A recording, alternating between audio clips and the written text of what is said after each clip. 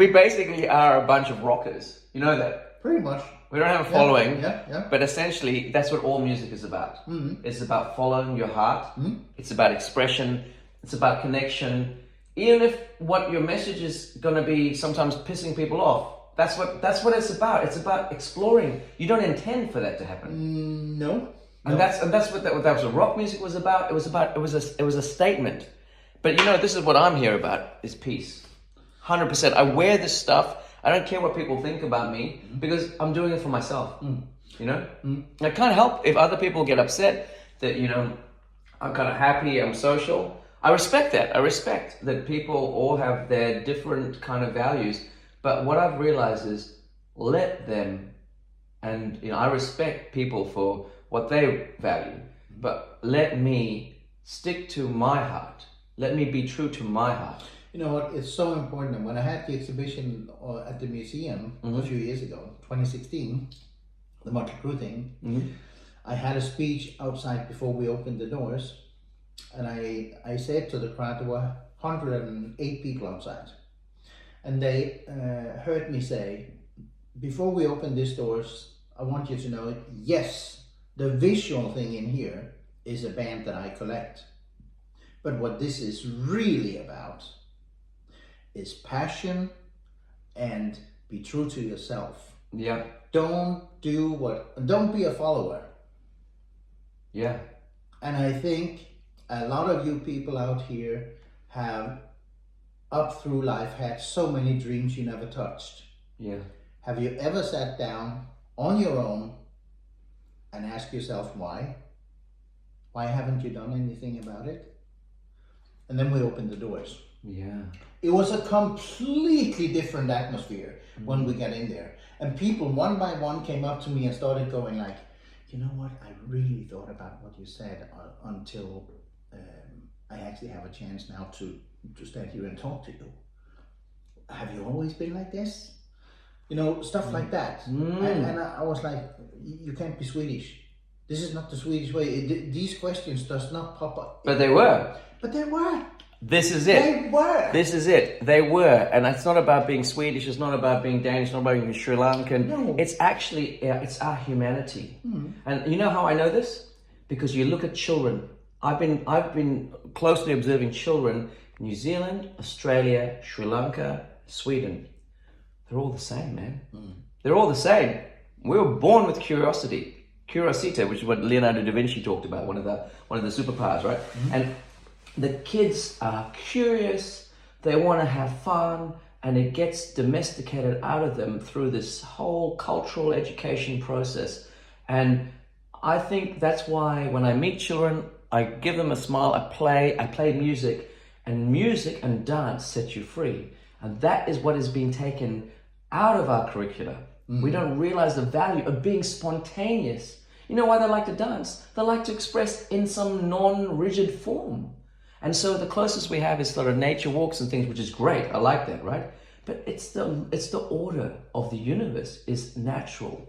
It's like the birds flying free. It's like the trees growing free. It's like the poetry of literaries. It don't even have to be a great literary. I write poetry, right? I mean, the whole thing is, it's about expression. That is what it's all about. And it's within every single one of us. So we just actually have to be ourselves and remind that. And when I mentioned reference, I don't care if people get pissed off. I mean, I don't want to piss people off, but I realize they're not pissed off at me. I'm not perfect. I'm far from perfect. But I think more what happens is people, when you're free-spirited, people get angry because they think how much they've shut down their own free spirit. And sometimes, people wear a bandana on their head, or I used to have sideburns down to here, or wear peace on a t-shirt.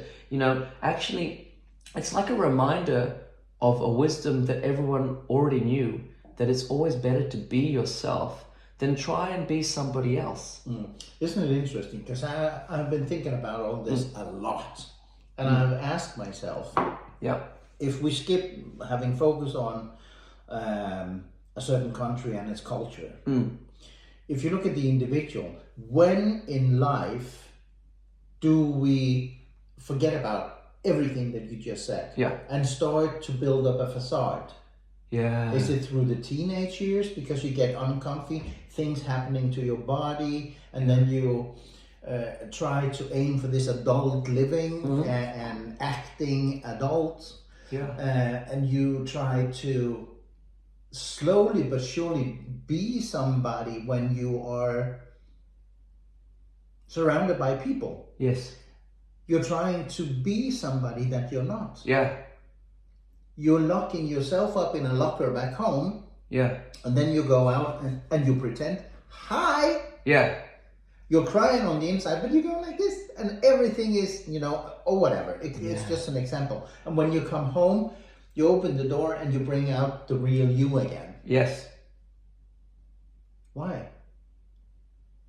Do you know why? And when? Yeah, when in life? These are good questions. So look, there's only good questions, not brilliant answers, as wise people say, right? But if you ask me, I think one of the things that when does this happen is partly when you get negative feedback at an early stage for being yourself. I'm seeing it right now with my own kids. I mean, they just want to play, and I want to get them in the car so they can go to, daycare or whatever, and I can do my job and all this sort of thing. So. But the message they take is, oh, it's not okay just to be free, and we have to learn how to live. But I think it's happening at the parent level, it's happening at the school level when you're kind of getting told you're not smart because you don't answer a test. But what are the questions saying? Like I once heard one of my sort of aunties in Sri Lanka, she was head of education, and she was telling me a story where she used to supervise teachers. And there was an exercise where they had a leaf and a plant, and they said, what's the name of this color? And in Sinhalese, it's kola. Kola pata means the green color. And that's what they wanted them to write. But some kid was looking out the window and was just thinking, hey, there's a really bright red bush out there. So they said red. And so she told me, no, but the teacher went and said, no, that's wrong. And then the kid goes, no, but it is.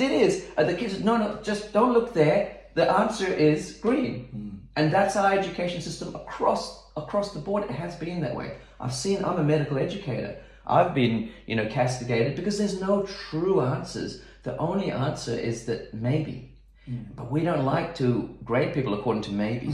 We don't like philosophy as a rule. We like abstract binary. So and real intelligence is in uncertainty, right?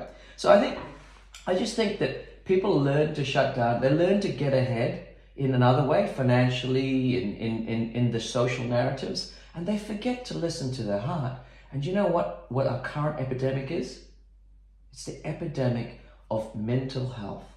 It's of loneliness. And now we're coming to the point where we must connect with ourselves. So look, I know this, this business of people going out there in the world, and then they come home and they take their mask off, because I'm a doctor. People tell me. So I've been thinking a lot lately, I want to write a book, but what about? But part of it has to be about how privileged I am to have that look into so many people where I know that we're really all the same. Because if we were looking only at the surface, we wouldn't realize that we're all struggling with these same problems.